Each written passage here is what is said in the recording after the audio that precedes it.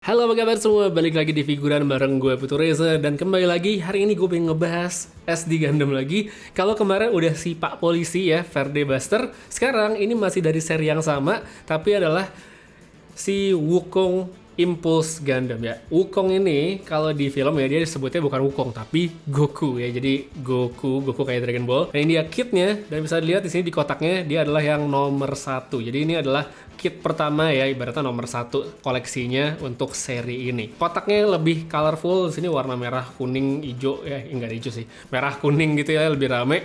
Terus bisa lihat di sini ada ini ya hasil jadinya seperti biasa, ini udah dicat ya, kita nggak akan mendapatkan seperti ini nanti ya kalau jadi dirakit. Tapi kalau dari yang kelihatan dari kotak ini kelihatan lebih apa ya, lebih seru sih, banyak gimmicknya, ada kayak buat transformnya segala macam, ada clear parts nih kayaknya. Tapi coba aja abis ini gue bakal unboxing, kita speed build aja, rakit ala kadarnya, dan kita lihat gimana hasil jadinya. Let's go, langsung aja kita mulai.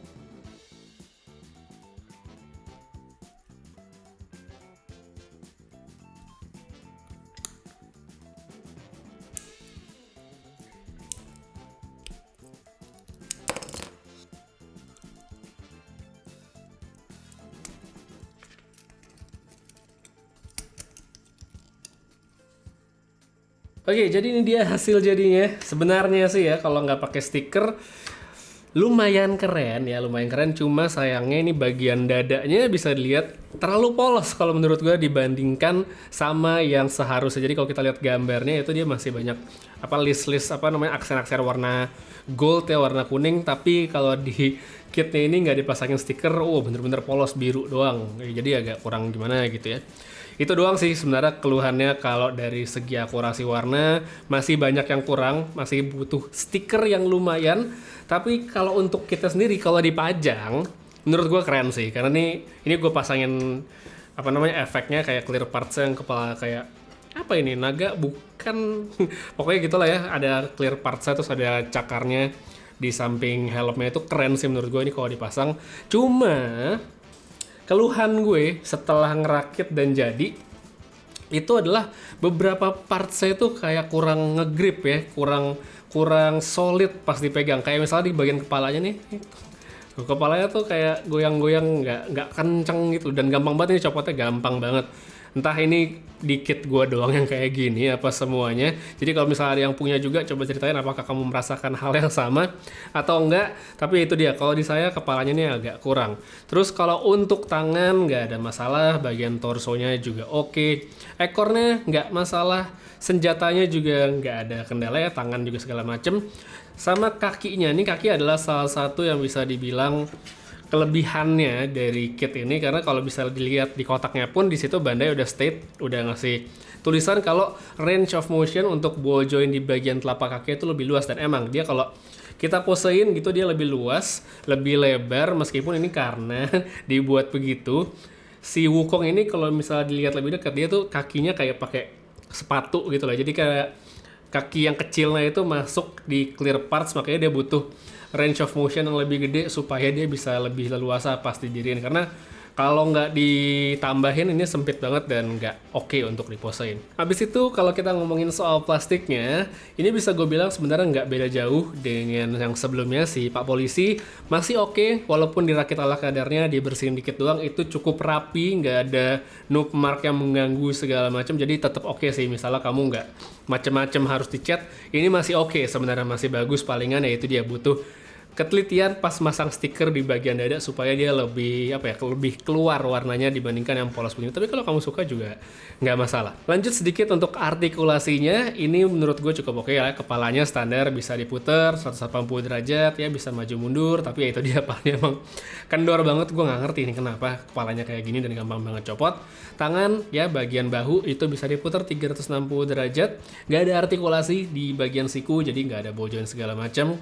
Tapi untuk di bagian telapaknya ini cuma satu ya, dia ngepal itu bisa diputar 360 derajat, sama di kiri kanan kayak gitu. Terus untuk bagian torsonya di sini bisa diputar 360 derajat sama seperti bagian kepala, dan ya karena saya bilang sama seperti bagian kepala, ini juga gampang copotnya. Jadi ya kudu hati-hati lah ya ketika mau posein dan segala macam, dan nggak perlu diputar terlalu jauh. Kalau diputar sedikit ke kiri kanan nggak masalah harusnya. Sama untuk bagian kaki, dia ada join doang di bagian dengkul, jadi bisa diposein sedikit, dan tentu saja yang di bagian telapak kakinya itu lumayan luas, bisa kita atur segala macamnya. Sisanya sih udah ya, kalau misalnya buat didiriin menurut gue cukup oke, cukup stabil, nggak gampang jatuh, dan kalau mau pun bisa kok dipasangin ke stand ya, sama seperti yang sebelumnya. Sebagai tambahan, kit ini juga itu dia punya beberapa clear parts yang menurut gue menarik, dan dia bisa transform jadi kayak beast mode-nya gitu, bisa dipasangin topeng terus tangannya jadi gede kayak sekarang. Ini menurut gue menarik banget untuk kit yang termasuk golongan SD ya, apalagi ini kan nggak dijual terpisah partsnya, bener-bener ada semua di situ. Jadi menurut gue ini adalah tambahan yang oke sekali untuk sebuah kit yang masuk di lini SD, dan ya itu dia harganya nggak berbeda dengan yang lain. Ini masih 89.000 lah ya gue beli, jadi nggak terlalu mahal. Ngerakitnya juga cepet, kok palingan ngerakit ini ya sejam lah ya. Jadi kalau misalnya lu suka kitnya SD Gundam gini ya, sekali lagi suka yang gampang dirakit, nggak mahal, dan mungkin emang ngikutin ceritanya yang ada di YouTube-nya Gundam Info, ya ini adalah salah satu lagi koleksi yang oke buat dibeli, buat dipajang. Karena yang namanya SD Gundam gini emang paling bagusnya sih buat pajangan meja ya, buat di meja kantor atau meja di rumah gitu ya, biar agak ada pajangan-pajangan dikit biar lebih lively. Nah ini menurut gue adalah satu kit yang bisa dibilang direkomendasikan kalau dari segi looks, tapi sayangnya ada beberapa parts yang menurut gue terlalu longgar. Bahkan gue nggak sengaja di sini juga matahin bagian samping di kakinya pas masang parts. Ya ini salah gue juga sih sebenarnya, mestinya gue cabut dulu baru gue pasang, tapi waktu itu gue agak nggak sengaja jadinya dia patah, tapi mungkin nanti gue lem aja. Namun di luar itu menurut gue ini adalah kit yang oke, meskipun masih kalah bagus dibandingkan yang Verde Buster kemarin. Verde Buster kemarin menurut gue masih nomor 1, ini yang nomor 2, tapi kalau urusan aksesoris nomor 1 sih sebenarnya.